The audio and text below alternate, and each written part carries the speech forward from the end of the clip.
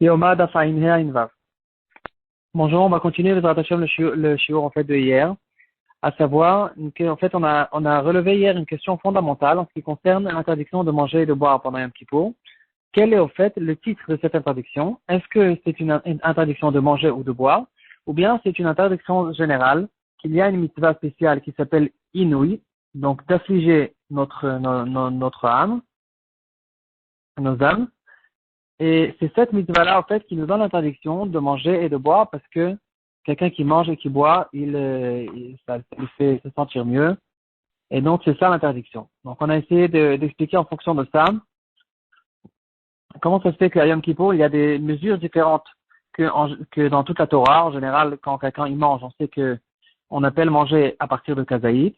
Et quelqu'un qui boit, on appelle boire à partir de Révi'it. En ce qui concerne Yom Kippour, bizarrement, on retrouve d'autres mesures. Manger dans Yom Kippour, c'est Kotevet Agassa, comme une grosse date, et boire à Yom Kippour, c'est-à-dire Kotevet Agassa, c'est encore plus que Kazaït. Donc, en ce qui concerne Yom Kippour, en fait, on a une Kula, qui dira que c'est qu'à partir de Kotevet Agassa qu'il y aura le retranchement de Karet.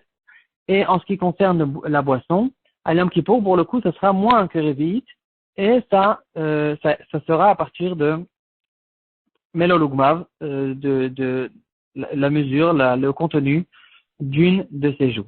Chacun en fonction de sa joue, de sa taille. Alors pourquoi Yom Kippour il y a des différentes tailles, des différentes mesures, et on a essayé d'expliquer, d'après ceux qui expliquent que en fait Yom Kippour c'est pas une question de manger ou de boire, bien sûr c'est une question de manger et de boire, mais en fait au fond c'est pas comme dans la Torah il n'y a pas écrit interdiction de manger, interdiction de boire, c'est écrit interdiction de couper l'affligement, de couper la souffrance qu'on doit avoir pendant Yom Kippour.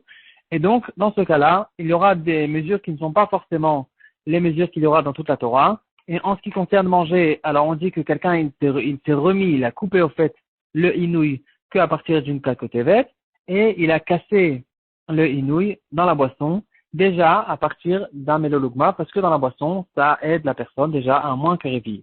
Donc comme ça, on a essayé d'expliquer. Il y aura là-dessus quand même une discussion dans les Mefarshim. Est-ce que c'est comme ci ou c'est comme cela? Aujourd'hui, on va essayer d'arriver au nafkaminot. Quelle est la différence en fait dans la halacha? Quelle est la nuance en fait si on dit comme ceci, on dit comme cela? Qu'est-ce que ça nous donne dans la halacha? Alors on peut essayer de trouver déjà dans la halacha du Shulchan Aruch. Et on va voir plusieurs sujets qui dépendent en fait de cette question-là. Premièrement, il y a un sujet qui a été relevé. En fait, la majorité des cas, je les ai retrouvés dans le Mishnah Bora de Dirchou, dans les halachot de Yom Kippour, et il va ramener plusieurs cas. Donc, premièrement, on sait qu'il y a une halacha qu'on retrouve dans le Shulchan Aruch, Matav Tevav Sif Katan Gimel, qui dira en ce qui concerne un pain qui a de l'air. Donc, tous les pains en général, si ce n'est pas une mata, on sait qu'il y a de l'air dans le pain. Il est un peu épongeux. Alors, est-ce que cette air, elle s'associe pour le shiur de kazaït? Quand quelqu'un il mange du pain, il va savoir s'il doit faire de katamazon. Alors, il a mangé une mesure de kazaït. Kazaït, c'est un certain volume. Est-ce que dans ce volume-là, on va rentrer l'air qu'il y a dans le pain? Ou bien on fera comme si que le pain il a été complètement écrasé et aplati, et c'est que à ce moment-là qu'on devra remplir la mesure de kazaït. Et donc, dans le Shulchan Aruch, il va dire que, en ce qui concerne les petits airs, on parle pas, bien sûr, par exemple, d'un beignet où il y a un grand trou au milieu.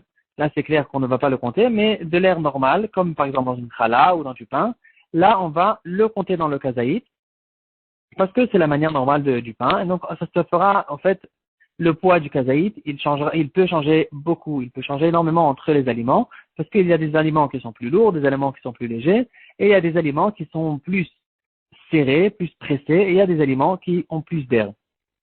Alors, ça c'est en ce qui concerne le kazaït en général, pour les brachot, etc.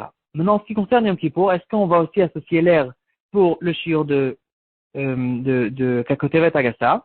Alors là, par contre, on trouvera une discussion dans les poskim d'aujourd'hui, et on va retrouver que Rav Shlomo Zalman Auerbach, il pense que, en ce qui concerne le Kakotevet Agassa de Yom Kippour, on ne va pas associer l'air dans le shiur de manger à Yom Kippour. Donc, en fait, on fera comme si que le pain, il est complètement écrasé, et c'est que à ce moment-là où il y aura le shiur de Kakotevet Agassa. Et en fait, la raison pour laquelle Rav Shlomo Zalman Auerbach, il fait cette différence, c'est justement à cause de la question qu'on a relevée au début. Est-ce que à Yom Kippour, c'est une question de manger ou une question de inouï? Si c'est une question de manger, alors normalement il n'y a aucune différence entre le kazaït habituel et le kakotevet du Yom Kippour, parce que on considère manger la manière normale dont l'aliment il se présente devant nous. Donc c'est vrai qu'il y a un chidouche en ce qui concerne Yom Kippour, que là c'est kakotevet et pas kazaït, mais c'est un chidouche qui concerne que la mesure.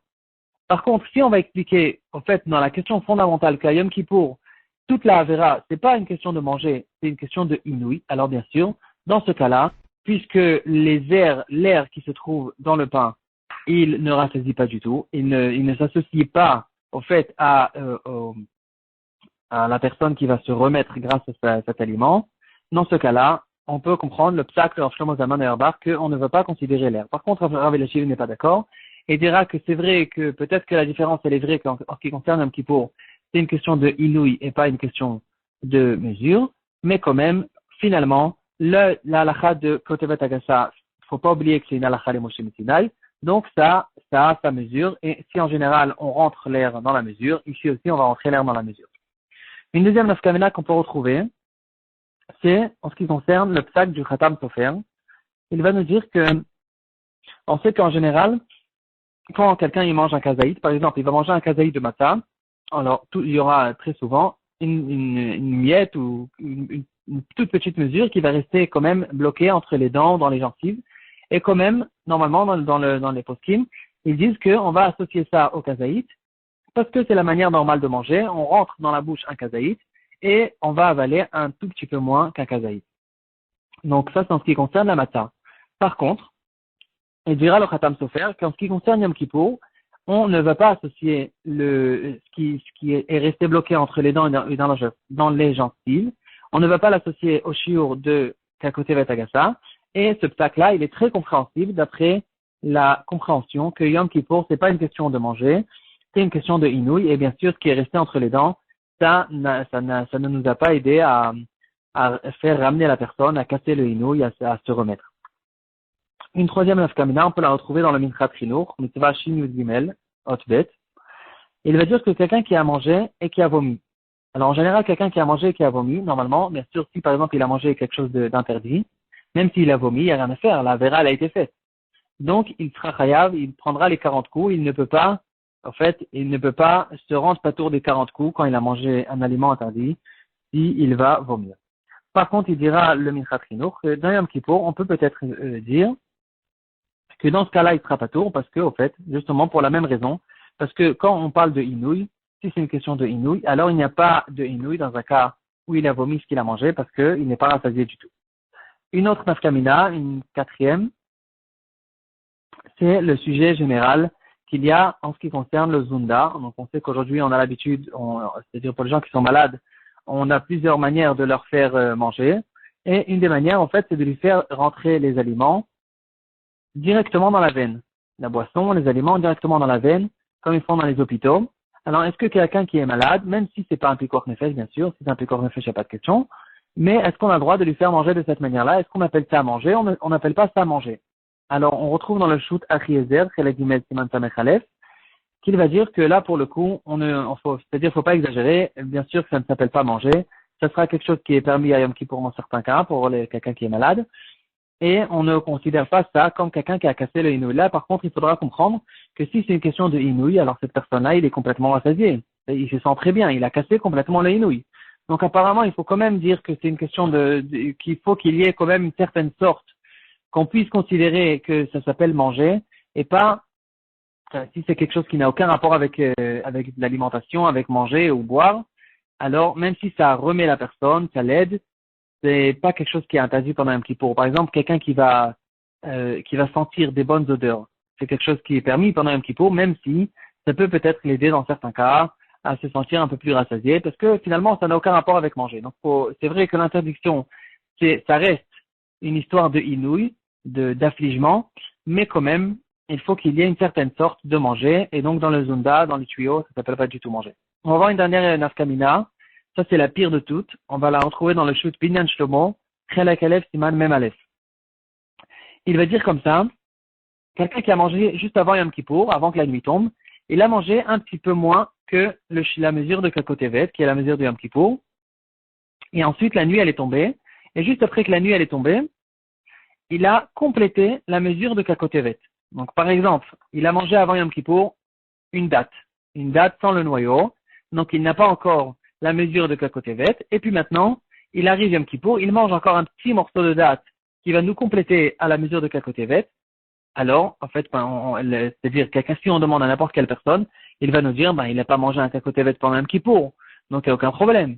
C'est pas qu'il n'y a aucun problème, c'est que ça a tombé la Torah, mais je veux dire, il n'y a aucun problème d'un point de vue le carré. Alors, il dit le Binyan Shlomo, un chidouche incroyable, qu'il sera chayav karet, même s'il a mangé pendant Yom Kippour que un tout petit morceau qui fait beaucoup moins que Kakotevet. Pourquoi? Parce que maintenant, il a complété la mesure de Kakotevet qu'il a mangé juste avant Yom Kippour, et avec ce complément, il a en fait cassé le inouï, c'est ça ce qui est interdit pendant Yom Kippour, et c'est à cause de ça qu'il sera chayav karet.